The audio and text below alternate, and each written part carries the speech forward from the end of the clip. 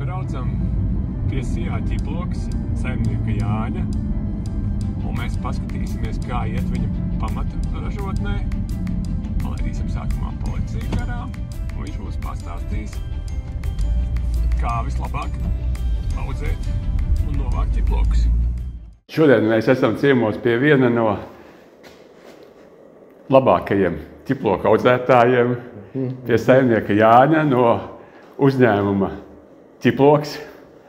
Un tad mums mērķis tāds palūgt saimniekam, lai viņš padalās ar tiem noslēpumiem vai tām zināšanām, kas nepieciešamas, lai veiksmīgi varētu uzražot un izaudzēt ķiploku.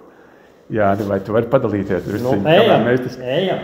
Jā, nu labi. Mums viss pamats ir sēklas materiāls. Jā. Vajag labu sēklu, lai kaut ko uzražotu labu.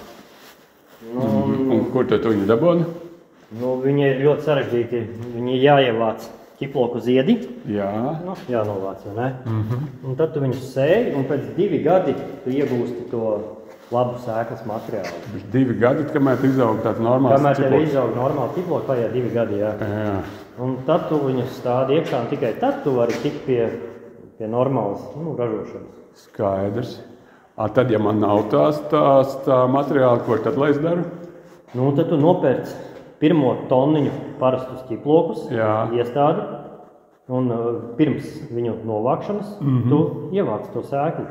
Tu sēklas ziedus ievāc, un tu nākamu gadu varēsi iesēt jau lielu apjomu ar ķiplokiem. Vai man vajag kādu speciālu ķiploku vai šķirni vai kā? Ko tu ieteiksi? Es esmu mēģinājis vairākas šķirnes. Latvijā labi aug ļubaša, kas jau ir ļoti izplatīta, vai ne? Es pats viņu neaudzēju, es audzēju ģušonu. Tāpēc, ka ģušonam ir mazāk tā kā mizu, viņš labāk izžūst. Skaidrs. Viņu vieglāk izžāvēt. Labi, tad pirmais ir sēklas noslēpums, to mēs tagad kā būtu atminējuši. Kas tad vēl? Kas te vispār šī telpā ir varbūt? Tad vajag daudz visādus dzelžus. Bet ja vienais tur stādu tādu mazāk, mazākam apjomam to var ar rokām. Ko tev vajag? Noteikti stādītāju vajag, lai tas būtu daudz nopietni.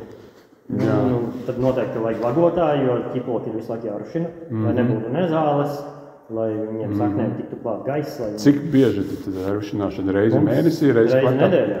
Reizi nedēļā. Tu brauc cauri pa tām sliedēm?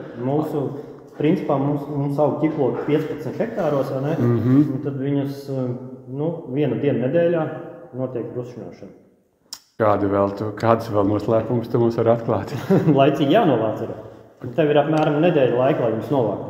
Ja viņi ir gatavi, vai ne? Tanī brīdī, kad tie laksti krīt nost. Viņš ir gatavs, vai ne? Ja tu pie nedēļas laikā viņus nenovāks, tad viņš sadalīsies. Un tad viņš tev sēklā vēl derēs, bet pārdošanai viņš vairs nebūs derīgs. Skaidrs. Labi. Un ko tu varētu ieteikt tādiem maz ķiploku audzētājiem? Mēslošana varbūt kaut kādi noslēpumi vai kaut kas cits? Viss ļoti vienkārši. Viņus iestādi, apkušina, minerālu mēslus, parušina, novāc un izžāvē. Skaidrs. Labi, paldies tev. Tad mēs bijām ciemos pie Jāņa, saimniecības ķiploks īpašnieka un galvenā vadītāja. Paldies tev, Jāni, par šiem noslēpumiem un centīsimies kaut ko izaudzināt mūsu saimniecībā arī. Lai veicās!